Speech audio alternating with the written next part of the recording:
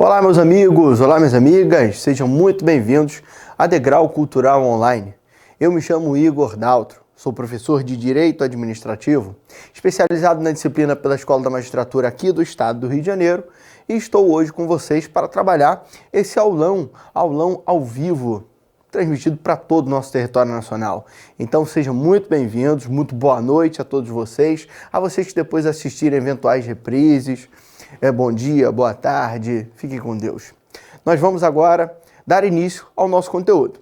Só gostaria de explicar a vocês qual é o nosso projeto aqui hoje. Nós teremos 15 minutos de teoria, depois nós teremos 15 minutos de questões, depois eu vou trabalhar com vocês 15 minutos de dicas. E aí nos 15 minutos finais eu vou sanar as dúvidas que vierem a ser apresentadas. Então, ao longo da nossa aula, teve alguma dúvida, disponibiliza. A gente, ao final, vai justamente recolher essas dúvidas e aquelas que julgarmos mais pertinentes, se não todas, tentaremos atender todas, mas se não todas, tentaremos atender aquelas mais importantes, aquelas mais pertinentes ao seu conteúdo. Mas faremos um esforço enorme para atender a todos vocês. Mais uma vez, é um enorme prazer. Então, vamos começar com a parte teórica. Eu trouxe para vocês aqui, num primeiro momento, os poderes da administração pública. Por quê? Dos conteúdos do seu edital, eu diria que o Instituto AOCP gosta muito de poderes da administração. Mas tem uma grande vantagem. Ele cobre esse tema com pouquíssima complexidade. Então me parece algo bem tranquilo, bem fácil. E aqui a gente vai apresentar algumas disposições teóricas de maneira geral. Por exemplo, nós temos 6 poderes da administração pública. O poder de polícia, notoriamente o mais importante e destacado de todos os poderes. O poder disciplinar. O poder regulamentar, o poder hierárquico, o poder discricionário e o poder vinculado. Vamos começar de baixo para cima, começando a falar desses dois aqui. O poder vinculado e discricionário são muito simples, até porque nos remetem ao tema atos administrativos. Os atos administrativos podem ser vinculados quando não há qualquer liberdade para o agente público em avaliar o chamado mérito. Ele deve praticar a única conduta que a lei determina para ele. É o que ocorre no caso da carteira de motorista, é o que ocorre no caso da concessão de um alvará, ambas licenças, que é um ato negocial vinculado. Então, se você, que está nos assistindo, tem sua carteira de motorista, é porque em algum momento você atendeu todos os requisitos da lei e a administração não escolheu, não optou, mas foi obrigada pela lei a te conceder a carteira de motorista. Já no caso dos atos administrativos discricionários, existe esse espaço para análise do chamado mérito. O mérito nada mais é do que a avaliação do chamado motivo e objeto do ato administrativo sob os aspectos de conveniência e oportunidade. Veja você que hoje no Rio de Janeiro se sente um pouco inseguro e apresenta ao poder público, atendendo aos requisitos da lei, o pedido para portar uma arma. O agente da administração, apesar de verificar que você atendeu todos os requisitos da lei, ele tem a liberdade de avaliar o seu pedido, pois existem 2 possíveis objetos no ato que ele irá praticar. Ele pode deferir o seu pedido ou ele pode ainda indeferir o seu pedido. Se ele deferir é porque ele julgou conveniente e oportuno o deferimento, concedido o porte de arma, autorizado o porte de arma. Se ele indeferir é porque ele não julgou conveniente e oportuno que você portasse uma arma, porque hoje nós vivemos a época do Estatuto do Desarmamento. Então, uma tendência muito grande às pessoas não andarem armadas. Portanto, isso é um ato discricionário. E é nessa mesma lógica de ato vinculado e ato discricionário que você verifica esse tema. Porque o ato, quando é vinculado, nada mais é do que exercício do poder vinculado da administração. Onde, para efeitos de questões de prova, você verá nos exercícios, na sequência, que a administração se vê obrigada a praticar aquela única conduta possível. É o exercício do poder vinculado. O agente público é maquinista de trem. Ele é obrigado a seguir em cima do trilho e reto. Ele não tem liberdade para ir para a direita ou para a esquerda e por aí vai. Já no poder discricionário, que gera, obviamente, os atos discricionários, nós temos a administração agindo com liberdade. Ela tem a possibilidade de praticar alguns atos. Ela tem a possibilidade de avaliar, de fazer o juízo de valor. E, portanto, se você pede porte de arma, ela pode dizer sim ou não. Se o servidor apresenta o pedido de uma licença sem remuneração, a famosa licença para tratar de interesses particulares, a administração, mais uma vez, vai avaliar, vai dizer sim ou não a ele, discricionariamente. E assim nós matamos esses dois poderes. Agora vamos subir? Porque o poder hierárquico é muito simples. Você que está assistindo nossa aula agora, está estudando para concurso público porque não aguenta mais o seu chefe? Porque não aguenta mais a iniciativa privada? É muita cobrança? Quer ter mais tranquilidade? Saber que numa sexta-feira vai para casa e segunda-feira terá o seu emprego, o seu trabalho, o seu cargo, no caso, porque será estável? Pois bem, se você tem esse sentimento, é porque você já conhece o poder hierárquico. Esse poder não é exclusivo da administração. Qualquer empresa, qualquer estrutura hierarquizada demanda uma ideia de hierarquia, claro. As autoridades acima vão determinar a atuação das autoridades subordinadas. Então, dentro desse ideal de poder hierárquico, as autoridades podem dar ordens, rever a atuação de seus subordinados, delegar competência, avocar competências, que é o caminho inverso. Delegar uma competência minha que eu entrego a ele, avocar uma dele que eu puxo, eu trago, eu chamo para mim. Então, o poder hierárquico é muito simples, não tem nenhuma grande pegadinha. A única pegadinha que pode cair em relação ao poder hierárquico eu falo já já. Temos ainda o poder regulamentar. O poder regulamentar, como o nome já diz, é aquele poder conferido aos chefes do Poder Executivo para regulamentar uma lei, para dar fiel execução a uma lei. Notoriamente, o exemplo clássico que eu trabalho em sala de aula é a regulamentação do pregão eletrônico, porque a Lei 10.520/02 diz que o pregão pode ser presencial ou eletrônico. Todos vocês já sabem, nessa altura do campeonato, que a Lei 8666/93 é aplicada subsidiariamente à Lei 10.520. Então, no que a Lei 10.520/02 for omissa, aplica-se 8666. Beleza. Então, ela fala, o pregão pode ser presencial ou eletrônico, e não fala mais nada. Aí você pensa, vou no 8666, lá tem alguma coisa sobre isso, né? Não existe uma menção sequer sobre o eletrônico, o pregão eletrônico ou qualquer modalidade de licitação eletrônica no 8666. Portanto, demonstra-se necessário que o chefe do executivo baixe um decreto de execução. Para o quê? Para regulamentar o pregão eletrônico. Isso não é sem querer, isso é proposital no nosso ordenamento jurídico. A administração, que é notoriamente quem tem mais contato com a função administrativa, por vontade do legislativo, regulamenta alguns temas, porque ela conhece mais daquele tema, então o legislativo cria algo e a administração o regulamenta. Só vale aqui o detalhe para você tomar cuidado com o chamado decreto autônomo. Esse não precisa regulamentar lei, porque possui fundamento direto na Constituição. Enquanto o decreto regulamentar precisa de uma lei para ele regulamentar essa lei, o decreto autônomo não, ele vem direto da Constituição. O nosso presidente Michel Temer, por exemplo, expede decretos autônomos com frequência. Quando, por exemplo, ele muda um cargo de um órgão para outro órgão do Poder Executivo, isso é um decreto autônomo, porque a Constituição diz no artigo 84 que compete ao presidente. Inciso 6, dispor mediante decreto. A linha A, por exemplo, sobre a organização e funcionamento da administração federal, desde que não aumente despesa e nem gere a criação e nem a extinção de órgãos públicos. Então eu posso distribuir ou redistribuir um cargo da PF para a PRF. Isso é possível. Do Ministério da Fazenda para o Ministério da Saúde. Não há problema nenhum, é com base nesse dispositivo. Cuidado, esse decreto leva o nome de decreto autônomo, porque você tem a Constituição e o decreto. O outro decreto, o decreto regulamentar de execução, você tem a Constituição, você tem uma lei e aí depois o decreto. Pois bem, meus amigos, vamos dar, perdão, passei aqui. Nós temos ainda o poder disciplinar, muito simples também. Se você é papai, você é mamãe, já foi filho um dia, poder de aplicar penalidades.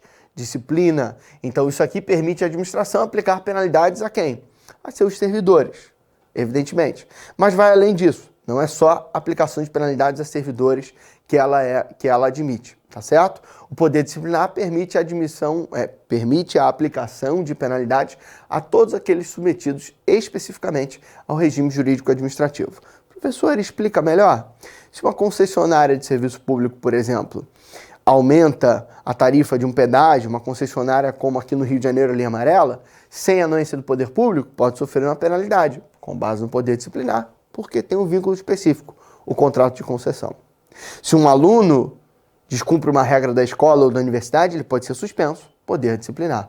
Não confundir com o poder de polícia. Esse sim é genérico. Prevê a aplicação de penalidades, mas vai muito além disso. O poder de polícia é conceituado genericamente com a prerrogativa de limitar ou restringir direitos ou propriedades em prol do interesse público. É por isso que nós temos que fazer vistorias nos nossos carros, por isso que nós perdemos o nosso dinheiro lá na fonte por imposto de renda e tantas outras limitações. É com base no poder de polícia que o poder público desapropria, por exemplo. O poder de polícia, vale salientar, que também permite a aplicação de penalidades, pessoal. É isso aí. A multa de trânsito é com base no poder de polícia. Professor, eu não entendo porque a multa de trânsito é com base no poder de polícia e a suspensão ao aluno de escola ou universidade pública é poder disciplinar, pelo vínculo. O aluno de escola ou universidade é um vínculo específico. Já no caso do poder de polícia, nós estamos falando de uma vinculação genérica. Todos nós, de uma maneira geral, estamos submetidos ao Código de Trânsito Brasileiro. Então, nesse caso, poder de polícia. A pegadinha que eu falei do disciplinar com hierárquico, cuidado. Um chefe aplicou penalidade de advertência a um servidor. É exercício do poder disciplinar. Ah, mas não é o chefe? Cuidado. Não pratique o ato que eu costumo denominar de típico do tarado educacional. Ele viu chefe e hierarquia. Nesse caso, é óbvio que existe uma lógica de hierarquia na aplicação dessa penalidade. Mas é penalidade, poder disciplinar. Já já faremos questões. Vamos agora complementar o nosso conteúdo teórico com o tema licitações públicas. Outro muito importante para sua prova e de predileção da banca. Cai para vocês as modalidades. Então nós temos aqui o artigo 22 da 8666, com concorrência, tomada de preços, convite, concurso e leilão. Qual é a regrinha que você tem que matar sobre cada uma delas? Concorrência é utilizada para contratações de grande porte, obrigatória para obras de serviços de engenharia acima de 1,5 milhão e também para compras e contratação de outros serviços que não de engenharia acima de 650 mil. Então, contratações de grande porte. Por isso, não traz aquela regrinha de que os participantes devem ser cadastrados. Porque se eu vou contratar reforma do Maracanã, por exemplo, de qualquer estádio de futebol, já é por si só uma contratação de grande porte. Então, que por sua natureza, absolutamente, essa contratação já faz uma seleção natural de mercado. Quantas empresas você acha que participam da reforma do Maracanã? Meia dúzia? 10? Então já tem uma seleção natural. Logo, é para quaisquer interessados, desde que na fase inicial de habilitação preliminar comprovem possuir os requisitos mínimos de qualificação exigidos para o seu objeto. Concorrência ainda obrigatória para concessão de serviços públicos e concessão de direito real de uso. A segunda modalidade de licitação, tomada de preços. Essa sim, e olha, lembre-se, a tomada hoje em dia, 3 furinhos. Então lembra que tomada de preço vai ter uma regra de 3 dias. É a modalidade de licitação entre interessados cadastrados ou os que atenderem às condições exigidas para o cadastramento até o quê? O 3º dia antes das propostas, da entrega das propostas. Então lembre, é para o cadastrado ou não cadastrados, tomada até 3 dias antes da entrega, da data fixada para a entrega das propostas. Lembrando que a tomada de preços está limitada a obras e serviços de engenharia até 1,5 milhão e compras de outros serviços até 650 mil. A terceira modalidade de licitação é o nosso amigo convite, que ele não vê essa questão do interessado e não interessado, do cadastrado e não cadastrado, como o próprio nome já diz, convite. É destinado àqueles que foram convidados, sejam eles cadastrados ou não. Mas, professor, aquele que não foi convidado pode participar? Sim, desde que seja cadastrado. Então, não convidado, não cadastrado, não participa. Os nãos aí vão se somar. Não convidado, não cadastrado, participa. Não cadastrado, se for convidado, beleza. Não convidado, cadastrado, pode participar. Mas aí lembra que o convite tem a regrinha com 24 horas de antecedência, porque o não convidado cadastrado que desejar participar dessa licitação deve se manifestar com 24 horas de antecedência. Um dia, evidentemente. E aí nós temos aqui tudo isso disposto no nosso artigo 22, parágrafo 3º. Lembrando que o mínimo de convidados é de 3. E segundo o posicionamento do TCU, 3 participantes, não somente 3 convidados. Atenção a este detalhe. Próxima modalidade, o concurso, que é para qualquer interessado, destinado a especificamente a aquisição de trabalho técnico, científico ou artístico. Desenho, por exemplo, de mascote para uma Olimpíada, Copa do Mundo. Faço modalidade de concurso, vou receber várias artes gráficas, vou escolher, vou pagar um prêmio por isso. Modalidade concurso, por favor, não confunda com concurso público. Você não é a obtenção de proposta mais vantajosa para a administração. Não se veja como um objeto, até porque o concurso não tem um ganhador, tem vários selecionados de acordo com a quantidade de vagas. Aqui eu terei um vencedor desta licitação. Agora o leilão, quinta modalidade, que é também para qualquer interessado, mas para basicamente a alienação de bens. A alienação de bens é o quê? A venda de bens. Móveis, quando forem 1, inservíveis, 2, legalmente apreendidos ou 3, legalmente penhorados. E também pode ser utilizado para alienação de bens imóveis, desde que esses bens, de acordo com o artigo 19, sejam oriundos de dação em pagamento ou de um processo judicial. Levem para a sua prova. Alienação de bens imóveis, regra, concorrência. Mas se for oriundo de dação em pagamento ou processo judicial, pode ser leilão. E alienação de bens móveis, regra, leilão. Mas se for avaliado em mais de 650 mil, deve ser utilizada a concorrência. Combinado? E, obviamente, o lance tem que ser igual ou superior ao valor de avaliação. Caso contrário, não tem leilão. E a última das modalidades, sai da 8666, Lei 10.520, que é para aquisição de bens e serviços comuns, poderá ser adotada a modalidade pregão. Mas, professor, o que são bens e serviços comuns? Ah, muito bom. Eles são considerados aqueles cujos padrões de desempenho e qualidade possam ser objetivamente definidos pelo edital. Tipo, se eu vou comprar papel, eu digo qual é a gramatura do papel, qual é o tamanho dele, se é A4, A3, A5. Então, todos vão me oferecer, se atender as especificações do edital, a mesma coisa. Por isso, é um bem comum. Todas as propostas vão ser iguais. Só vou querer saber qual é a mais barata. Por isso que o pregão, obrigatoriamente, adota como critério de julgamento o tipo menor preço. E aí, meus amigos, eu gostaria de chamar a atenção de vocês também para um outro detalhe.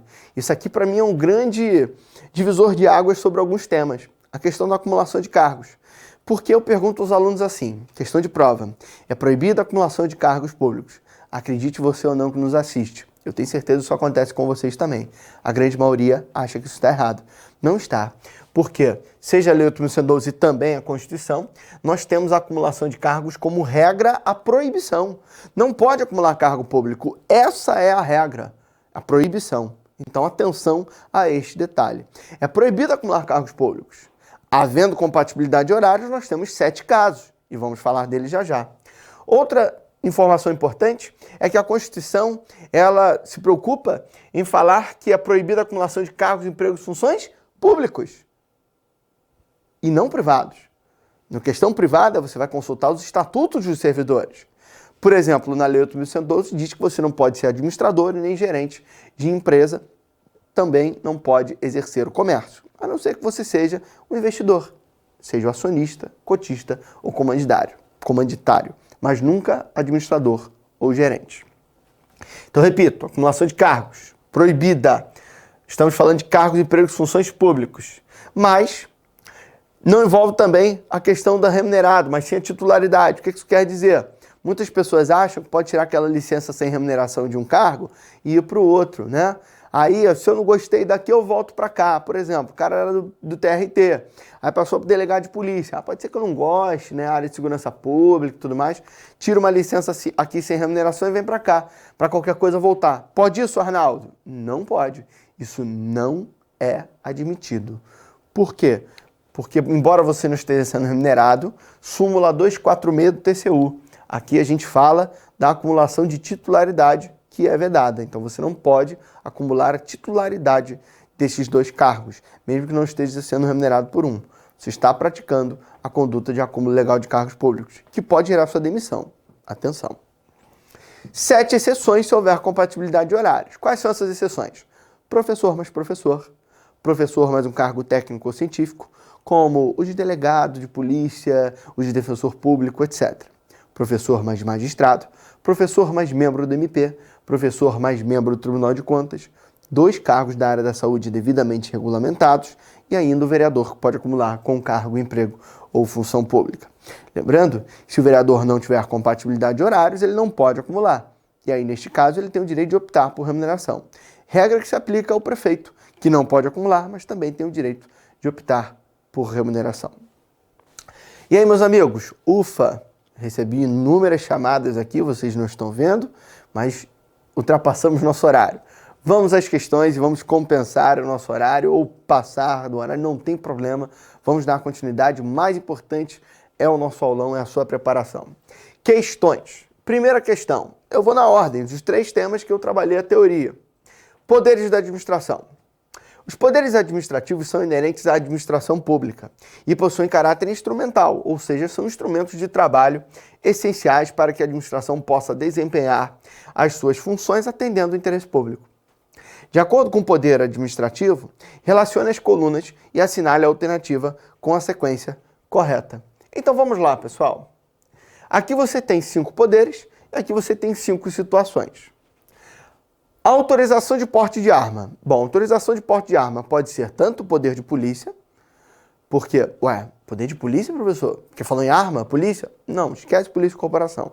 Porque você tem uma limitação natural imposta pela lei de que você não pode simplesmente pegar uma arma, botar na cintura e sair andando pela rua. Você precisa da autorização do poder público. Então você precisa do consentimento. Logo, poder de polícia. Mas você não vê o poder de polícia aqui. Então sabemos que não pode ser o hierárquico, não pode ser o disciplinar, não pode ser o regulamentar. Fica entre vinculado e discricionário. Quem apresenta o pedido de porte de arma, se atender os requisitos da lei, o poder público é obrigado a conceder? Não, ele avalia. Então, poder discricionário. 2 aqui no início. Segundo, aplicação de pena de suspensão ao servidor público. Bom, o servidor, quando praticou determinada conduta, ele é suspenso pela administração.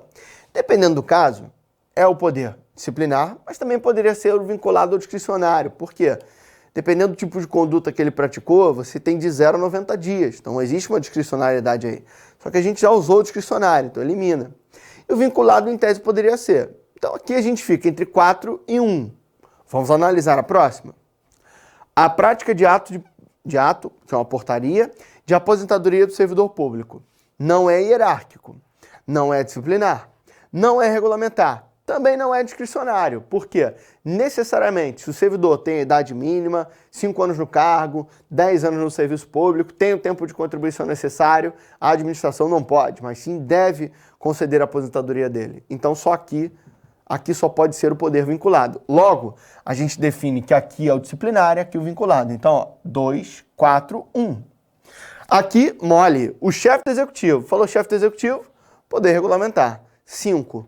Expedir um decreto explicando o conteúdo de uma lei. O decreto 5450, que regulamentou o pregão eletrônico previsto na Lei 10.520/02. E por último, o mais fácil deles, a meu ver, poder hierárquico, distribuir e escalonar as funções de seus órgãos. Então ficou 2, 4, 1, 5, 3. 2, 4, 1, 5, 3, nós temos aqui, olha aí, ó, já está, 2, 4, 1, 5, 3, perfeito pra gente. Então, ficou como gabarito, alternativa C de casa. Questão da sua banca, para você sentir como cai na sua prova. Próxima questão, ainda sobre poderes. Os poderes administrativos são ferramentas de regulação da atuação da administração pública. Isso quer dizer que a definição das funções administrativas de cada parte da composição do poder público possui uma série de deveres e poderes. E estes são regulamentados pelos poderes administrativos que são atribuídos a essas instituições. A partir do exposto, informe se é verdadeiro ou falso o que se afirma na sequência. Primeiro, o poder vinculado. A atuação é precisamente predefinida por alguma legislação, portaria ou regra formal. Do poder vinculado, o agente público não é obrigado a praticar aquele ato, daquela exata maneira, perfeito. Então, primeira verdadeira. Segundo, poder de polícia. Somente pode ser aplicado se houver uma justificativa válida para sua aplicação. Perfeito, tem que ter previsão em lei. Legitimada pela lei escrita e positivada por regras formais do Estado. Ótimo, já havia até mencionado. é o que dá à administração pública a possibilidade de restringir ou condicionar a utilização plena de determinados aspectos que, em condições normais, não seriam restringidos ou condicionados. Perfeito também, correto. Eu disse que o poder de polícia era prerrogativa de ordem pública que permitia à administração restringir ou limitar direitos ou propriedades em prol da coletividade. Está absolutamente correto também. Então, ó, verdadeiro, verdadeiro. Terceiro, poder discricionário. Conforme os limites legais estabelecidos, a administração tem capacidade de atuação e vontade própria, de acordo com a conveniência de sua ação em relação ao interesse público e estatal. É importante destacar que vontade, nesse caso, não é um desejo arbitrário e limitado, mas uma escolha feita em circunstâncias nas quais deve haver uma decisão, baseada no conteúdo daquela situação. Traduzindo, ele não faz o que ele bem entende, é dentro dos limites da lei. Então, quando um agente de vigilância sanitária vai a um estabelecimento e verifica a violação ao Código de Vigilância Sanitária, ele, dentro da lei, pode aplicar uma multa, interditar o estabelecimento, constituir a exigência e voltar daqui a, por exemplo, 15 dias para verificar se foram cumpridas as exigências. Tudo isso é discricionariedade, não é arbitrário. É uma manifestação de vontade própria da administração, porque há um espaço para o agente da administração pública analisar este pedido, esta situação no caso, e aí ele define qual a medida. E quando opta pela multa, por exemplo, ele tem também a liberdade número 2 de escolher o valor, digamos, hipoteticamente, que seja de R$1 a R$1 milhão. Lembrando que os princípios da proporcionalidade e da razoabilidade são os verdadeiros limitadores dessa discricionariedade. Ainda que dentro da lei, se for exagerado, é uma medida desproporcional, desarrazoada. Estou dizendo isso porque, pessoal, veja bem, se eu aplico para um estabelecimento de pequeno porte a multa máxima de R$1 milhão pela conduta praticada, eu estou sendo desproporcional e desarrazoado, levando em consideração que é um estabelecimento de pequeno porte. Ele poderia anular esta multa. Então, ó, terceiro também correto. Vamos à quarta. Poder hierárquico. Legitima que a administração aplique penalidades e sanções aos servidores que cometerem alguma infração em relação à sua atuação enquanto agentes do Estado. Esse poder não é arbitrário, pois deve ser aplicado apenas com quem deve encarar seus procedimentos, em função de uma atuação incorreta em relação às regras de sua atividade, e deve ser aplicado sempre que alguém executar essas ações incorretas, sendo um dever da administração. Esse conceito é de poder disciplinar. Então, falso. A última, poder disciplinar, dizendo que dentro dos poderes da administração é aquele que garante a administração possa gerenciar, ordenar e fiscalizar. Notoriamente, inverteu-se o conceito. As duas últimas estão falsas, porque aqui eu digo que é poder hierárquico quando na verdade é disciplinar, e aqui eu digo que é poder disciplinar quando na verdade é hierárquico. Apenas para finalizar, a administração possa gerenciar, ordenar e fiscalizar seus órgãos e agentes de maneira subordinada, de acordo com a previsão legal para a atuação. É também o poder que garante que haja uma relação de subordinação entre o Estado e seus servidores, através do qual pode-se definir suas atividades profissionais de maneira legítima. Portanto, pessoal, verdadeiro, verdadeiro, verdadeiro, falso e falso. Gabarito, a alternativa A. Vamos agora falar de licitações? Nossa próxima questão? Sim, vamos a ela. Assinale a alternativa correta. Convite à modalidade de licitação entre quaisquer interessados, que na fase inicial de habilitação preliminar comprovem possuir os requisitos mínimos de qualificação exigidos no edital para execução de seu objeto. Qual é aquele que não tem regrinha de cadastrado? É o convite? O convite tem regrinha de cadastrado. Posso convidar cadastrado ou não, mas o não convidado, se cadastrado, pode participar. Isso aqui, ó, é aquela licitação grande, a reforma do estádio, já tem a seleção natural, qualquer interessado. Concorrência. Então, alternativa A, errada. B. Tomada de preços. É a modalidade de licitação entre interessados devidamente cadastrados, ok. Ou que atenderem a todas as condições exigidas para o cadastramento até o terceiro dia. Tomada, 3 pinos, 3 buraquinhos, 3 dias a regra. Terceiro dia anterior à data de recebimento das propostas. Observado necessária qualificação? Temos aqui o nosso gabarito. B de bola está correta. C. Concorrência à modalidade de licitação entre interessados do ramo pertinente ao seu objeto, cadastrados ou não, escolhidos e convidados em no mínimo 3 pela unidade administrativa, a qual fixará em local apropriado cópia do instrumento convocatório e estenderá aos demais cadastrados na correspondente especialidade que manifestarem seu interesse com antecedência de até 24 horas da apresentação das propostas. convite e não concorrência. A alternativa A e C estão invertidas. Lá eu dou o conceito de concorrência e falo que é convite. Aqui eu dou o conceito de convite e digo ser concorrência. Me cheira a alternativa D e E a fazer a mesma coisa em relação a leilão e concurso. Leilão. Modalidade de licitação entre quaisquer interessados para escolha de trabalho técnico, artístico ou científico, mediante prêmios ou remuneração aos vencedores, conforme critérios constantes do edital e publicado na imprensa oficial com antecedência mínima de 45 dias. Esse aqui é o conceito de concurso e não de leilão. A alternativa E, com certeza, traz o conceito de leilão, dizendo que é concurso, que inverteu.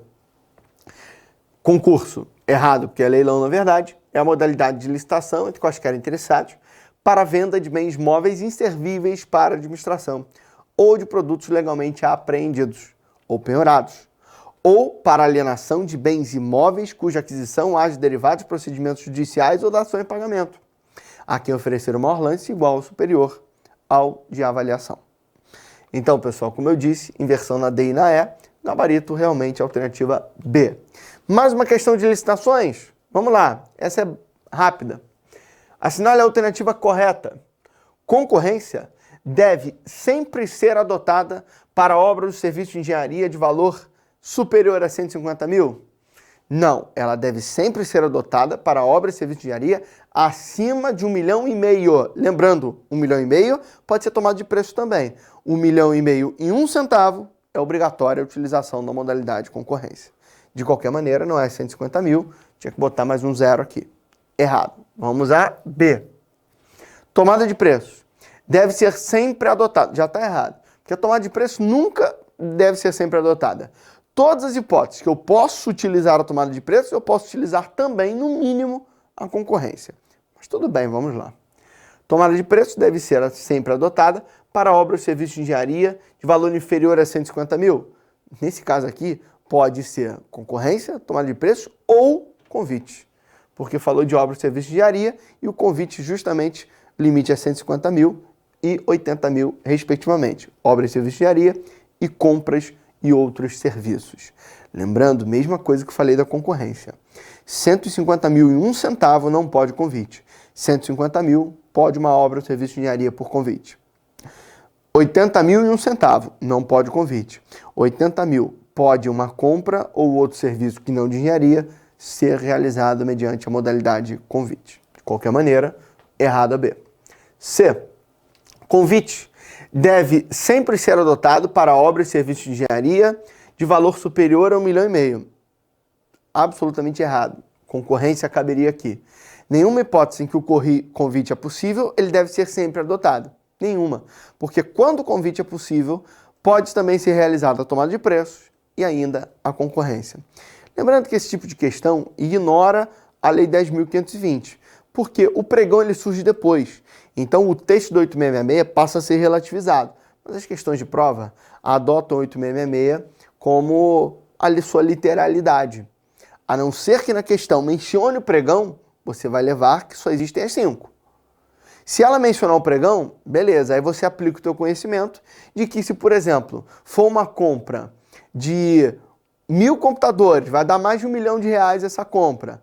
Tem que ser concorrência, porque a compra de bens acima de 650 mil? Não, porque são bens e serviços comuns, então pode ser concorrência ou o pregão, porque o pregão não tem limite de valor. Mas eu repito, a literalidade do 8666 vai dizer que teria que ser concorrência, porque o pregão surge numa outra lei, 9 anos depois da Lei Geral de Licitações. D. Concurso é a modalidade de licitação entre quaisquer interessados para a escolha de trabalho técnico, científico ou artístico, mediante a instituição de prêmios ou remuneração aos vencedores. Perfeito, está aí o nosso gabarito. O concurso, de fato, é essa modalidade de licitação. A última diz que leilão é a modalidade para compra de mercadorias ou serviços pela administração. A administração, ninguém utiliza leilão para compra, né? O leilão era para alienação. Então, gabarito, D de dado, concurso, como a gente já havia anunciado. Última questão para a gente fechar, questãozinha sobre acumulação de cargos, o tema que a gente teorizou, né? Falamos lá. Analise assertivas e assinale a alternativa que aponta as corretas. É vedada a acumulação remunerada de cargos públicos, exceto quando houver compatibilidade de horários. A A de 2 cargos de professor? Pode, certo. A de 1 cargo de professor com outro técnico ou científico? Pode, certo. A de 2 cargos ou empregos privativos de profissional da saúde com profissões regulamentadas, cumulado com outros 2 de professor? 3 nunca, pessoal. 3 nunca. São só 2. Então, ou 2 de professor ou 2 da saúde. Agora, os 4, nem pensar. Até porque o rendimento desse trabalhador seria horrível. Ele não conseguiria dormir, então seu rendimento é muito prejudicado. Existem, inclusive, regras aí, discussão constante. Estava num aulão antes de vir para cá, e um aluno, inclusive, me perguntou: professor, tem limite de horas? Eu falei: cara, tema controverso e para técnico irrelevante. Essa questão de posicionamento do STF, do STJ, do TCU, isso aí não me parece algo proveitoso para o seu concurso. Tem também posicionamento da AGU, né? De qualquer maneira, 3 errado. 4, a de 2 cargos ou empregos privativos de profissional da saúde com profissões devidamente regulamentadas. Perfeito. Só 3 errado. Então, 1, 2 e 4 corretas. Gabarito, alternativa A. Apenas 1, 2 e 4 corretas. E agora, meus amigos, vamos às nossas dicas. Dicas que eu gostaria de trabalhar com vocês. Relação entre poder disciplinar e poder de polícia. Atenção a isso. Muitas bancas de concurso adoram cobrar esse tema.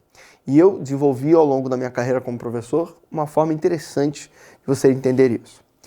Ambos permitem aplicações de penalidades. Ponto. Mas existe uma diferença.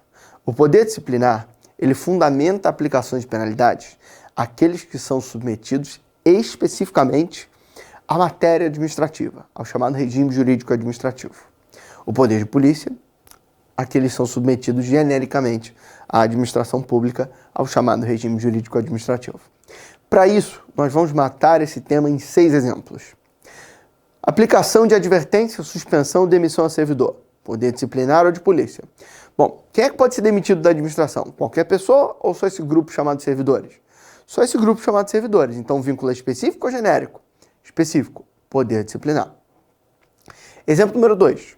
Uma concessionária de serviço público que tem um contrato de concessão e descumpre uma cláusula desse contrato de concessão. Como citei antes, a linha amarela aumentou o pedágio sem anuência do poder público. Sofre uma penalidade. Pergunta: quem é que pode sofrer esse tipo de penalidade? Todas as pessoas ou só quem tem concessão de serviço público? Só quem tem concessão. Poder disciplinar. Exemplo número 3. Multa de trânsito. Quem é que pode sofrer multa de trânsito? Só um grupo de pessoas ou todo mundo? Todo mundo. O Código de Trânsito Brasileiro prevê até mesmo a aplicação de penalidade, submissão a regras do Código de Trânsito Brasileiro, até mesmo ao pedestre. Até o transeunte é submetido ao Código de Trânsito. Então, todos nós, de maneira genérica, estamos submetidos ao Código de Trânsito Brasileiro. Logo, não é específico, é genérico. Poder de polícia. Exemplo número 4. Um estudante de escola ou universidade pública sofre uma penalidade porque praticou um ato indevido, tipo invadiu o ginásio num horário que não é permitido. Está suspenso. Quem é que pode ser suspenso da escola ou da universidade? Só o estudante, os estudantes ou qualquer pessoa? Só os estudantes. Específico? Específico. Poder disciplinar. Agora, mudando um pouco esse próprio exemplo, citando o meu caso de vida. Eu, no final de semana, estudava numa escola pública e no final de semana eu e meus amigos pulávamos o muro para jogar bola. Era quase que consentido, todo mundo sabia, né? É claro que lícito nunca foi, né? Porque a gente utilizava o bem público. Mas tinha um caseiro lá na escola e tudo mais, enfim. Se em algum momento eu e os meus amigos, inclusive alunos e não alunos da escola, fôssemos pegos, a gente fosse de repente submetido a algum tipo de penalidade, qual seria o fundamento? Poder de polícia ou disciplinar?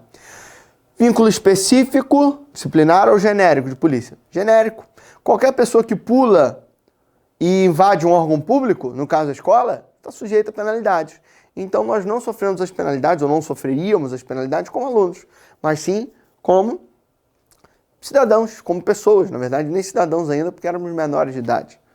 Tá certo? Então, nesse caso, poder de polícia. E aí, cereja do bolo, para fechar. Concessionária de serviço público que recolhe imposto devidamente.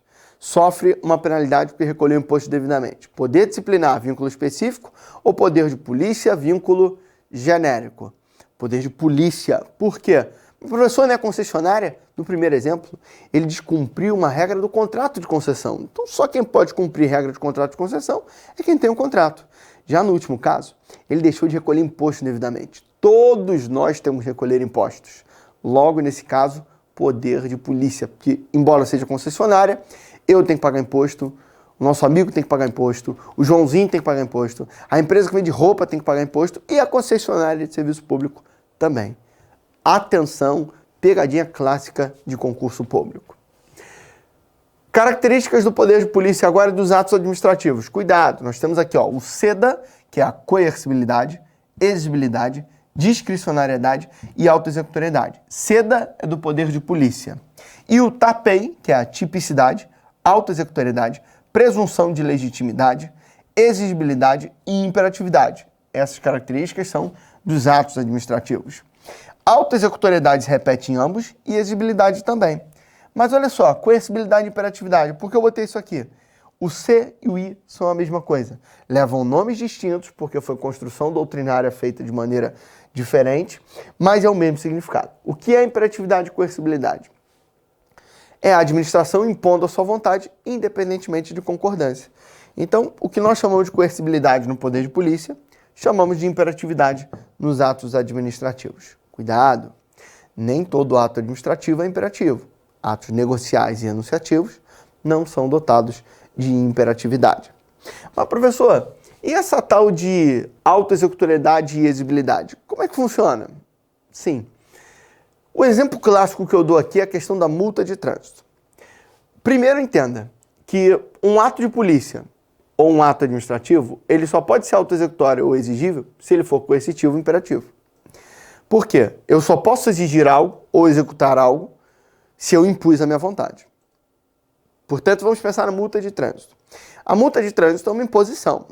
Pague esse valor. Você descumpriu a lei, agora pague. Ótimo. A multa de trânsito é autoexecutória? Resposta, não. Porque o que é execução? É o cumprimento forçado. Imposto, no caso aqui por ser autoexecutória, seria pela administração. E na multa de trânsito não há espaço para isso. Por quê? Se você não pagar a sua multa de trânsito, a administração não tem meios para chegar e falar assim, tomei o teu dinheiro. Ela não tem meios para isso. Ela tem que fazer o quê? Ela tem que te cobrar na justiça. Ela vai cobrar de você aquele valor da multa que você não pagou na justiça. Então não é ela que está executando. Logo não é a autoexecutoriedade. Quem vai executar é o juiz. Então está sendo executado pelo judiciário e não pela própria administração. Logo não é autoexecutória. Mas a multa de trânsito é exigível. É dotada da característica da exigibilidade. Característica essa que você não vai ver em todos os livros de direito administrativo, porque apenas alguns doutrinadores a citam. A professora Di Pietro, por exemplo, notoriamente, faz a citação da exigibilidade na sua doutrina, no seu livro. E a OCP já mencionou a exigibilidade em uma questão sobre atos administrativos. Portanto, vale aqui mencionar. A multa de trânsito é um exemplo clássico de exigibilidade. Porque embora a administração não tenha o meio para tomar o seu dinheiro, ela tem meios para exigir que você mesmo cumpra com o dever de pagar a multa. Caso você não pague a sua multa, o sistema não libera a vistoria. Se a multa já estiver transitada em julgado, ele não libera. Se não estiver em fase recursal, aí ele libera. Mas se já estiver transitado em julgado, você não pode fazer vistoria. Professor, mas não vejo nada de exigível aí, porque eu continuo rodando com o meu carro. Beleza. Aí você roda com o seu carro, com documento irregular. A lei diz que quem roda com o carro sem a vistoria daquele ano, documento irregular, pode sofrer uma outra penalidade e ter o carro retido, apreendido, é levado para o depósito. E aí, quando leva para o depósito, o que acontece? Para você tirar de lá, adivinha o que você tem que fazer? Pagar as multas. Veja que ela não executou, ela não tomou o seu dinheiro, mas ela criou um meio tão sustentável para você, um ambiente, um cenário tão sustentável de exigibilidade, exigindo que você pagasse a multa, que você voluntariamente vai lá no banco e paga para tirar o seu carro. Exigibilidade. Entendido? Agora, ainda sobre atos administrativos, eu queria chamar a atenção de vocês sobre o tema extinção dos atos administrativos. Para dizer o seguinte, pessoal, revogação e anulação, importantíssimo, tá? Revogação e anulação. Revogação somente sobre atos discricionários. Ato vinculado não pode ser revogado, a não ser a licença para construir se a construção ainda não foi iniciada. E a anulação? A anulação tanto faz ser vinculado ao discricionário, porque a anulação é feita em razão de ilegalidade. A revogação, por sua vez, ela é realizada pela questão de conveniência e oportunidade. Concedi o porte de arma porque considerei conveniente e oportuno. Posso não considerar mais e revogar o porte de arma. Concedi o porte de arma porque achei conveniente e oportuno. Posso anular porque não entendo? Não, a anulação é por ilegalidade. É o servidor que é demitido sem ter feito nada. Aí é nulidade. Você anula esse ato. Revogação não tem prazo para ser exercida, respeitando, evidentemente, eventual direito adquirido. Anulação, 5 anos. Se tiver que chutar algum prazo em relação à minha matéria, chute 5 anos. É o prazo mais comum da nossa disciplina. Lembrando que se houver má-fé do beneficiário do ato, não há prazo. Esse prazo de 5 anos é deixado de lado. Então, repito, você recebeu, bateu uma gratificação na tua conta e você simplesmente nem se deu conta. 6 anos depois, a administração quer anular aquele ato e quer que você pague e devolva a gratificação. Você fala, primeiro que eu nem me dei conta que bateu e agora eu não vou devolver nada, estou apertado. Ah, você tem que devolver. Não, você tinha 5 anos para anular esse ato. Demorou? Não vou devolver mais, não. Agora, se você forjou um documento para isso, aí não há que se falar nessa questão do prazo de 5 anos, porque houve má fé da parte do destinatário, o prazo de 5 anos se aplica. Cuidado ainda com os chamados efeitos.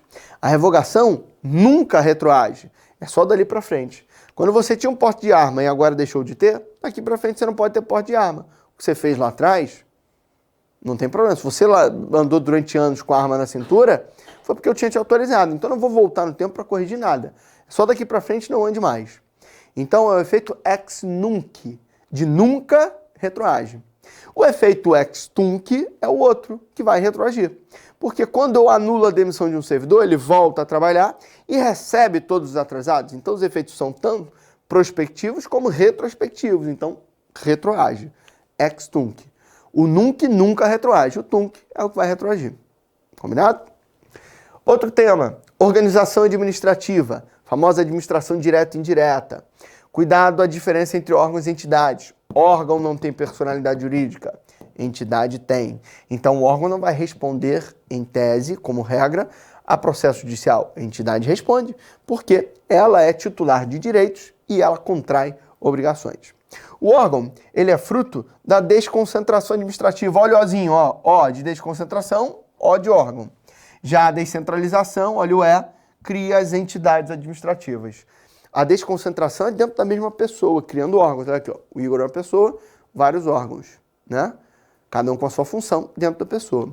A descentralização é a criação de uma outra pessoa. Aí não é dentro de uma pessoa, é uma outra pessoa, uma outra figura, tá bom? Outra coisa que eu queria trabalhar com vocês. Deixa eu pegar uma caneta, porque isso é de vital importância, facilita muito a sua vida. Você cria aqui uma ruptura entre autarquia, empresa pública, fundação e sociedade de economia mista. Aqui, ó, pessoal, você tem características típicas para cá que valem também, tá bom, para os entes da federação. Porque você tem a administração direta, aqui a administração indireta. Só que você divide. Existem características comuns para ambos, comuns a cada um dos lados. Por exemplo, desse lado, criado por lei específica. Desse lado, autorizado. Desse lado, personalidade jurídica de direito público. Desse lado, personalidade jurídica de direito privado. É claro que existem situações excepcionais que eu vou falar já já. Desse lado, atividade estatal. Desse lado, atividade econômica. Desse lado, cargos públicos, pessoal estatutário. Desse lado, empregos públicos, pessoal seletista. Desse lado, possui imunidade tributária recíproca, ou seja, isenção de impostos. Desse lado, não possui imunidade tributária recíproca, não são isentos a impostos. Desse lado, bens públicos. Desse lado, bens privados, podem ser penhorados, usucapidos. Desse lado, responsabilidade civil objetiva. Desse lado, responsabilidade civil subjetiva. Então, você viu como é interessante isso? É claro que eu repito, existem exceções. Porque, na verdade, a fundação pública ela pode ser tanto de direito público como de direito privado. A sua forma de criação é que vai definir. Se ela for criada por lei específica, igual a uma autarquia, está desse lado. Se ela for autorizada por lei específica, igual a uma estatal, empresa pública ou sociedade de economia mista, vai estar desse lado. Outra informação complementar é que, com o passar dos anos, foi admitido que as estatais, as empresas públicas e sociedades de economia mista, não desempenhem somente atividade econômica, mas sejam prestadores de serviços públicos. Nesse caso, 3 características vão mudar, as 3 últimas que eu citei. A empresa pública, como por exemplo os Correios, que prestarem serviços públicos, terão imunidade tributária recíproca, ou seja, isenção de impostos. Os seus bens ligados às suas atividades fim, como balança para pesar uma carta, vão ser bens públicos, não poderão ser penhorados, por exemplo, e a sua responsabilidade civil passará a ser objetiva. Então, atenção, isso aqui é maravilhoso, tá bom?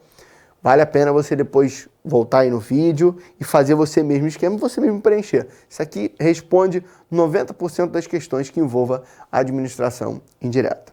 Deixa eu seguir aqui, vou apagar.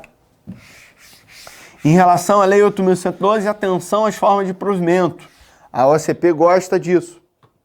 Então você tem o famoso arerê no pererê, né? Aproveitamento, readaptação, recondução, nomeação, promoção, reintegração e reversão, tá? Famoso arerê no pererê. Associe sempre o fato gerador de cada uma das formas de provimento. A nomeação não preciso falar. A nomeação, aprovação em concurso público, nomeação efetiva, claro. Se for para cargo em comissão, não é necessária a aprovação em concurso público. O aproveitamento ocorre com aquele que está em disponibilidade. A readaptação ocorre com aquele que está ligado a algum tipo de doença, de limitação, seja física ou até mesmo mental. O segundo rei aqui, que é a recondução, é em razão de exoneração. É aquele que é exonerado porque houve uma reintegração ou porque foi reprovado no estágio probatório e aí ele, se estável, retorna ao cargo anterior. A promoção, segmento natural de uma carreira. Você vai subindo na sua carreira e troca de cargo na mesma carreira. A reintegração é razão de uma demissão ilegal. O servidor que integrava os quadros da administração foi demitido e será reintegrado aos quadros da administração. E por último, a reversão, que é o retorno do aposentado. E para a gente fechar aqui as nossas dicas, vamos agora falar sobre contratos administrativos e no último slide uma foto para você. Você tirar uma foto e colar no seu armário hoje para você ver amanhã 5, 10 vezes e não errar uma questão sobre penalidade na lei de improbidade. Cuidado com as cláusulas orbitantes dos contratos administrativos. Segundo o artigo 58 da Lei 8.666, são 5 cláusulas orbitantes. Olha o que diz esse artigo. O regime jurídico dos contratos administrativos instituído por esta lei confere à administração em relação a eles a prerrogativa de 1. Modificá-los unilateralmente para melhor adequação às finalidades de interesse público, respeitados os direitos do contratado. Então, primeira cláusula exorbitante, alteração unilateral dos contratos. Segunda, rescisão unilateral. Terceira, fiscalização da execução. Quarta cláusula exorbitante, aplicação de sanções motivadas por inexecução total ou parcial do contrato. E por último, a ocupação provisória, que pode ocorrer em relação a bens móveis, imóveis, pessoal e serviços vinculados ao objeto do contrato. Quando isso vai acontecer? Quando for para cautelar uma apuração administrativa de faltas contratuais pelo contratado, bem como na hipótese de rescisão do contrato administrativo. A ideia aqui é muito simples. Imagina que determinada empresa contratada pelo poder público está fazendo tudo errado. A administração pode chegar e ocupar provisoriamente essa empresa. O que quer dizer isso, ocupação provisória? Meu amigo, é tipo aquela cena de filme americano que chega o cara do FBI numa cidade de interior e tem um xerife com um palitinho de canto de boca e ele começa a mandar em todo mundo. Ele chega e vira o dono da situação, que fala que os caras estão sob a jurisdição dele. É exatamente isso. Porque chega alguém da administração pública e vai dar ordens. Ele vai ocupar bens móveis, imóveis, pessoal, ele vai virar como se fosse o dono da empresa que foi contratado pelo poder público. Para que isso? Para apurar irregularidades, no caso de uma rescisão para dar continuidade ao serviço, enquanto não é feita uma nova contratação, e por aí vai, ok? Por isso que é uma cláusula exorbitante, porque um contrato entre eu e você, isso não pode acontecer. Por fim, meus amigos, olha aqui, ó, um quadrinho para vocês sobre improbidade administrativa. Olha lá, as penalidades do artigo 12 da Lei de Improbidade Administrativa.